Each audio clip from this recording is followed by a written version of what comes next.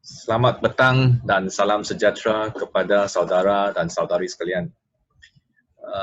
Pada beberapa hari ini, banyak orang tanya kami tentang skim peka PKS. Apa yang diumumkan oleh Yang Amat Berhormat Ketua Menteri Saudara Chow Guan Yeow pada beberapa hari yang lepas. Skim peka PKS ini adalah satu skim pinjaman untuk IKS dan PKS. Kedua-dua skim ini adalah ditawarkan kepada orang yang perlukan dengan tanpa faedah untuk tempoh 30 bulan. Skim pertama adalah skim pinjaman industrial kecil dan sederhana IKS, di mana maksimum boleh dapat loan adalah RM50,000. Dan skim yang kedua adalah skim pinjaman perusahaan kecil dan sederhana PKS. Loan amount adalah daripada RM5,000 ke RM20,000. Kedua-dua ini skim adalah tanpa faedah untuk 30 bulan dan tempoh bayaran balik hanya bermula daripada bulan 7 sehingga ke bulan yang ke-30. Maksudnya the first 6 months atau 6 bulan yang dahulu pertama tidak perlu ada bayaran balik. Skim peka PKS syarat kelayakan kategori 1. Pinjaman setakat RM50,000 untuk sektor pembuatan sahaja. Dibuka kepada syarikat tempatan dalam sektor pembuatan sahaja. Syarikat yang mempunyai nilai jualan tahunan antara RM300,000 sehingga RM15 juta berdasarkan akaun teraudit yang terkini atau bilangan pekerja antara 5 hingga 75 orang. Syarikat Sendian Berhad yang berdaftar dengan Suruhanjaya Syarikat Malaysia SSM, syarikat yang berdaftar di Pulau Pinang dan mempunyai lesen perniagaan yang sah. Nama syarikat tidak pernah atau tidak disenarai hitam di sitos. Ini adalah borang yang perlu diisi, borang CRA, yang itu untuk semakan sitos. Dan kedua adalah borang EFT PDC. Nanti semasa loan tuan-tuan dan puan-puan atau saudara-saudari diluluskan, maka dia ikut borang EFT ini untuk transfer pinjaman kepada tuan-tuan dan puan-puan. Yang ketiga, ini adalah contoh penyata bank untuk 3 bulan yang terkini. Yang keempat adalah penyata KWSP, untuk majikan borang A yang terkini. Yang penyata lembaga hasil dalam negeri yang terkini borang C, ini juga perlu disertakan. Laporan tahunan syarikat 2018 atau 2019, dan ini adalah contoh SSM borang 9.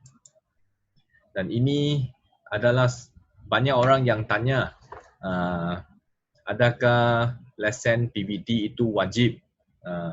Jawapannya adalah ini adalah tidak wajib dan digalakkan jika syarikat saudara dan saudari jika ada berdaftar dengan Majlis Bandaraya Pulau Pinang atau Majlis Bandaraya Seberang Perai, lesen perniagaan ini boleh disertakan.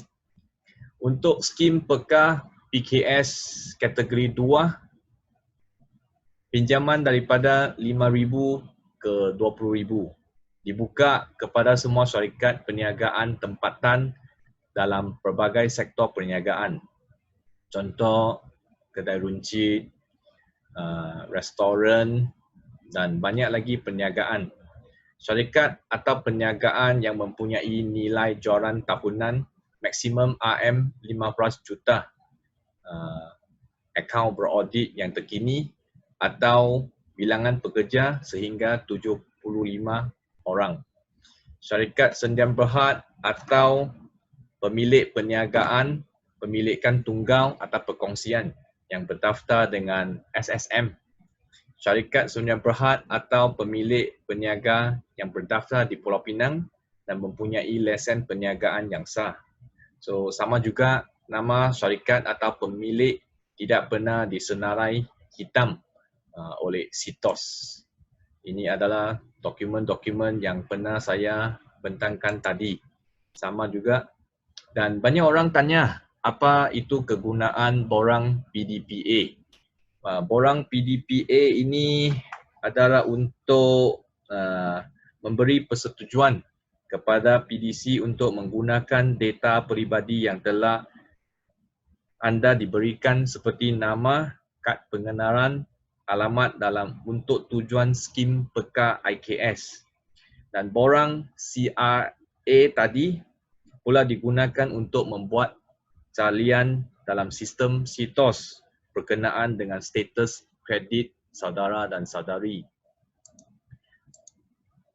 Ini juga adalah borang e-fund transfer, electronic fund transfer. Sama juga.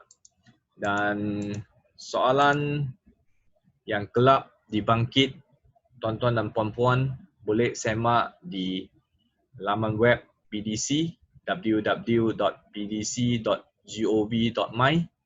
Di sana ada FAQ seperti apa yang dipaparkan di depan skrin saya.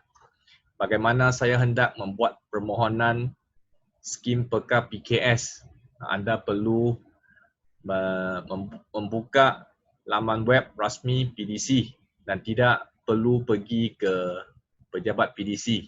Dan saudara-saudari pun tak perlu pergilah kerana pada masa MCO ini PDC, pejabat PDC pun tidak buka, tidak beroperasi.